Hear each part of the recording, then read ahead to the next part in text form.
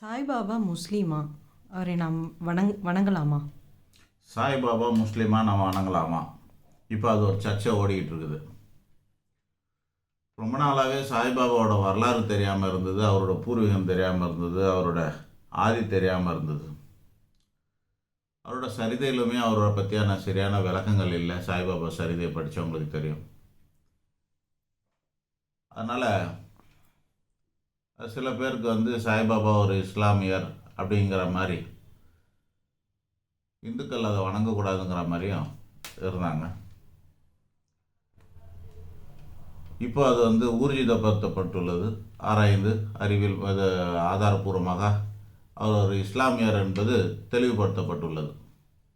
அதனால் பல இடங்களில் இந்து கோயில்களில் அவரோட சிலையெல்லாம் அகற்றக்கூட தொடங்கியிருக்காங்க.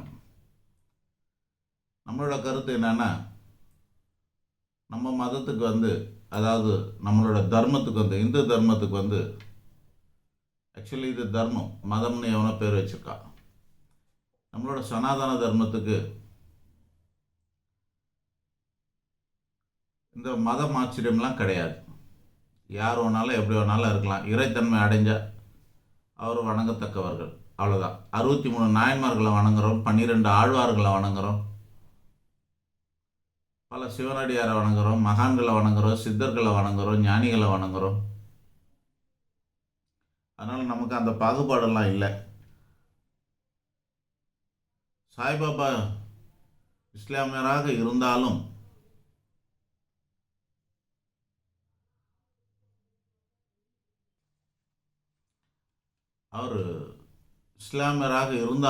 அவர் கடைப்பிடித்தது என்னன்னு பார்க்கணும். அப்போவே அந்த கடை வீதியில் போய் எண்ணெயெல்லாம் வாங்கிட்டு வந்து தீபம் போட்டு வழிபட்டார். தீபம் போடுறாங்க அப்படின்னாக்கா, விளக்கேற்றுறாங்க, தீபம் போடுறாங்கன்னா அது நம்ம மதத்தில் தான், வேற ஒரு மதம் கிடையாது. அவர் என்ன கடைப்பிடிச்சாரோ அதை நம்ம ஏற்றுக்கணும். அவருக்கு மும்மதமும் சம்மதமாக இருந்தது. அவரை இஸ்லாமியர்கள், கிறிஸ்தவர்கள் மற்றும் இந்துக்கள் எல்லாம் வணங்கினாங்க. இப்போ அவர் சமாதியானதுக்கு அப்புறமா அவரை சீக்கியர்கள் வணங்குறாங்க, ஜெயினர்கள் வணங்குறாங்க. இப்படி எல்லாருமே வணங்கக்கூடியவராக தான் இருக்கிறார். அங்கே மதம் ஆச்சரியம் இல்லாமல் தான் அது நடக்குது.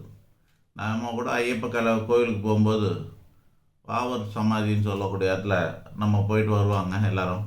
நான் கூட போயிருக்கேன் அந்த மாதிரிலாம். மற்றவங்க எப்படி இருந்தால் நமக்கு என்ன? நம்ம மத சார்பின்மையோடு இருக்கணும். அப்படி இல்லைனாலும் பரவாயில்ல, நம்ம மதத்துக்கு பின்பற்றி வாழணும். சாய்பாபா இந்து மதத்தின் முறையில் தான் அவரோட சமாதியில், சாய்பாபாவோட சன்னதியில் ஆரத்தி நடக்குது. ஆரத்திங்கிறது லைவில் பார்க்கலாம் நீங்கள் கூட ஆரத்தியை. சாய்பாபா ஆரத்தியை விசேஷமாக நடக்கும். அதெல்லாம் இந்து மதத்துக்கே உரியது. நம்ம மதத்தின் முறைப்படி நடக்கக்கூடிய ஒன்றை நம்ம ஏற்றுக்கலாம், தவறு இல்லை. அதனால் அது இந்துக்கள் எல்லாரும் வணங்கலாம். எங்காவது கோவிலெல்லாம் சாமி சிலையை வச்சுருந்தீங்கன்னா, சாய்பாபா சிலை வச்சுருந்தா அது அப்படியே இருக்கட்டும். அதெல்லாம் பெயர்த்து எடுக்க வேண்டிய அவசியம் இல்லை. அந்த பொல்லாப்பு வேலையெல்லாம் நம்ம செய்ய வேண்டாம். இந்துக்கள் அந்த மாதிரியான ஆள் கிடையாது. சித்தராக சேர்த்துக்குங்க வேணா. அவர் கடவுளாக சேர்க்கலாம், மகான்கள், சித்தர்கள், ஞானிகளாக சேர்த்துக்கும். அகஸ்தியர், சாய்பாபா, ராகவேந்திரர், வள்ளலார், இப்படி எல்லாருக்கும் ஒரு வள்ளலரெல்லாம் வணங்குறோம் நம்ம. வள்ளலார் இந்த வேதத்துக்கு விரோதமாக பல வார்த்தைகளை சொல்லியிருக்காரு. சிறுதெய்வ வழிபாடு கூடாதுங்கிறாரு. ஆனால் வள்ளலாரை வணங்குறோம் நம்ம. பித்ரு தர்ப்பணம்லாம் கூடாதுங்கிறாரு வள்ளலார். வேதமே பொய்யுங்கிறாரு. அருட்பெரும் ஜோதி ஆண்டவன் தான் உண்மைன்றாரு.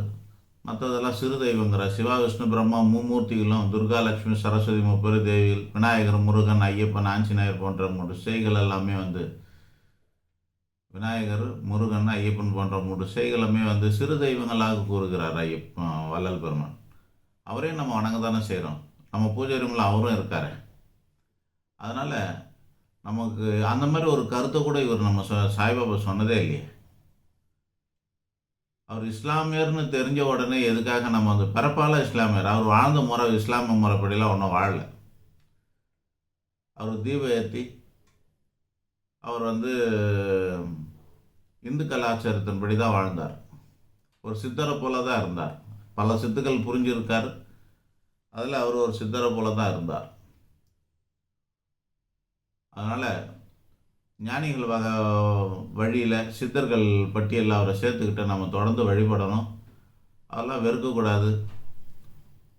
ஏன்னா அவங்க ஏற்றுக்கலையே. சாய்பாபாவை வந்து இஸ்லாமியர்கள் ஏற்றுக்கிட்டாங்களான்னா ஒன்றும் இல்லை. அவங்க முறைப்படி அவங்க எதாவது பண்ணுறாங்களான்னா கிடையாது.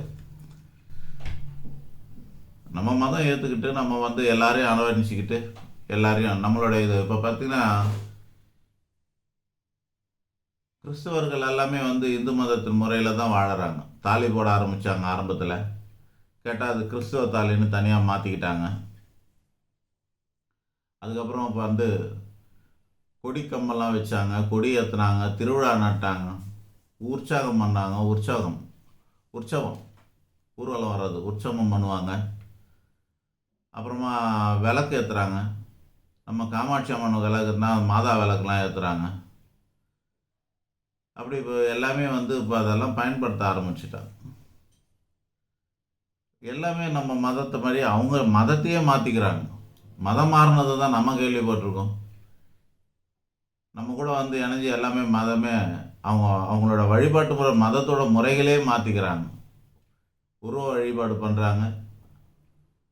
இஸ்லாமியர்களுக்கு உருவ வழிபாடு கிடையாது. நம்ம சிலை வச்சு வழிபடுறோம். விக்கிரக வழிபாடு இஸ்லாமியர்கள் கிடையாது. சமாதி வேணால் தொழுகுவாங்க, அங்கே போவாங்க. ஆனால் எல்லாமே நம்ம முறைப்படி பண்ணும்போது சாய்பாபா எதுக்கு நம்ம வந்து இஸ்லாமியர் சொல்லிட்டு வெறுக்கணும்? அப்படிலாம் ஒன்றும் பண்ண வேண்டிய அவசியம் இல்லை. ஸோ நீங்கள் வந்து எல்லா இந்துக்களும் சாய்பாபா வெறுக்க வேண்டிய அவசியம் இல்லை. அதெல்லாம் ஏதோ ஒரு சதிகள்லாம் கூட இருக்கும். அதிலெல்லாம் நம்ம சிக்காமல் தொடர்ந்து நம்மளோட வழிபாட்டு முறைகளை தொடருவோம். நன்றி, வணக்கம்.